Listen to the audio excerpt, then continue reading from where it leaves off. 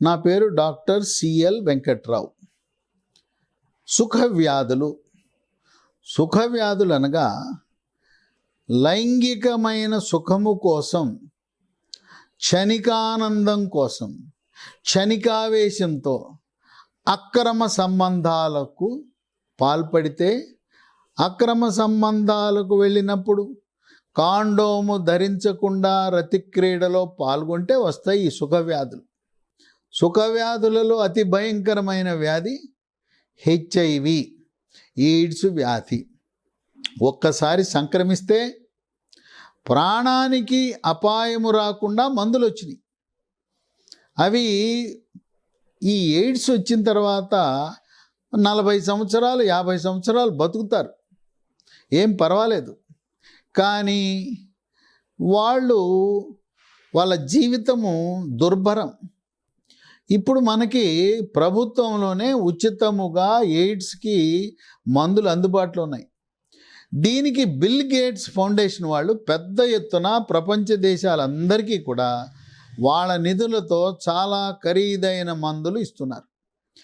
AIDS ఉన్న వాళ్ళకి viral load అంటే ఎన్ని లక్షలు ఎన్ని కోట్ల వైరస్ ఉందని రక్తంలో పరీక్ష చేయాలి. ఇంకోటి CD4 CD8 అనే టెస్టులు చేస్తారు.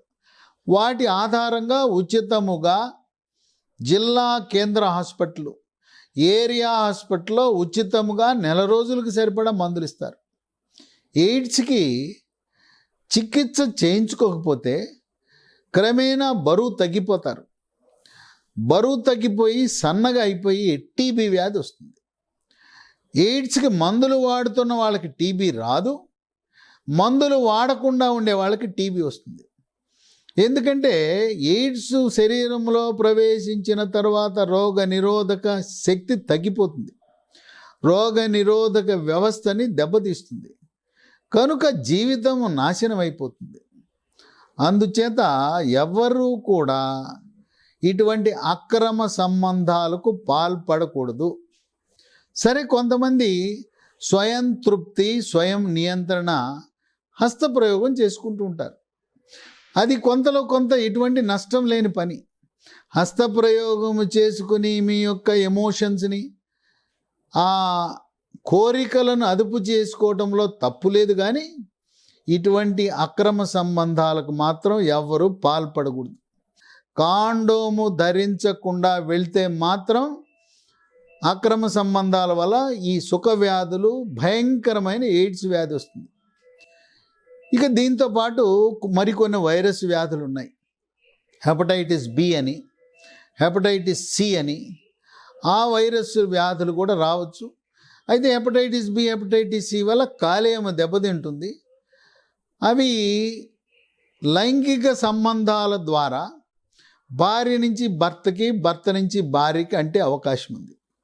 ఇక ఇవి కాకుండా కొన్ని జబ్బులు ఉన్నాయి, అవి మందులు వాడితే తగ్గిపోతుంది. ఒకటి గోనోరియా అంటారు. గోనోరియా అంటే మన పురుషాంగం నుంచి తెల్లగా కొంత రసం ఉత్పత్తి అవుతుంది. మూత్ర విసర్జన చేసేటప్పుడు మంట ఉంటుంది. స్త్రీలకు ఏ విధంగా అయితే తెలుపు తెల్లబట్ట అవుతుందో పురుషుడు కూడా అలా అవుతుంది. ఇది గోనోరియా అనే సుఖవ్యాధి యొక్క లక్షణం. అది మందులు వాడినా వాడకపోయినా తగ్గిపోతుంది. సాధారణమైన మందులు, ఇది నార్ఫ్లాక్సిన్ అనే మందు వాడితేనే తగ్గిపోతుంది. కానీ దీని పరిణామము 10 సంవత్సరాల తర్వాత బయటేస్తుంది. ఈ గోనోరియా వచ్చి తగ్గిన తరువాత మూత్రనాళము, పురుషాంగము లోపల ఉండే మూత్రనాళం కుచించుకుపోతుంది. కుచించుకుపోయి మూత్ర విసర్జన సరిగా జరగదు. ఆ కుచించుకుపోయిన మూత్రనాళాన్ని వెడల్పు చేయటానికి యూరాలజిస్ట్ అనే సూపర్ స్పెషలిస్టులు ప్రత్యేకమైన ఎండోస్కోపీ పరికరాల ద్వారా దాన్ని చికిత్స చేస్తారు. ఇంకా కొంతమందికి సిఫిలిస్ అనే వ్యాధి వస్తుంది. సిఫిలిస్ అంటే ఏంటంటే పురుషాంగం మీద ఒక పుండు వస్తుంది. ఆ పుండు ఏ నొప్పే ఉండదు. ఆ నొప్పి లేదు కదా అని నిర్లక్ష్యం చేస్తారు. ఈ సుఖవ్యాధులు వచ్చే పుండ్లు నొప్పి లేని కారణం వల్ల నిర్లక్ష్యానికి గురి చేస్తారు. ఏముందో నొప్పి లేదులే. ఇంకోటి ఏంటి, ఆ వచ్చినప్పుడు నువ్వు నొప్పి లేకపోవడం ఒకటైతే ఒక వారం రోజుల్లో దానంతరికి అదే మానిపోతుంది. అది సిఫిలిస్ గుణం.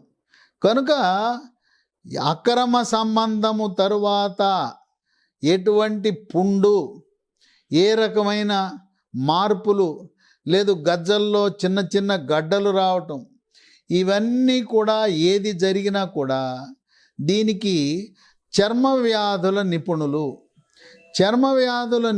చర్మము జబ్బులే కాకుండా సుఖ వ్యాధులకు, ఎయిడ్స్ కూడా చికిత్స చేసే పరిజ్ఞానం వాళ్ళకు ఉంటుంది. ముఖ్యంగా కాలేజీ విద్యార్థులు, పురుషులు నిగ్రహాన్ని పెంచుకోండి.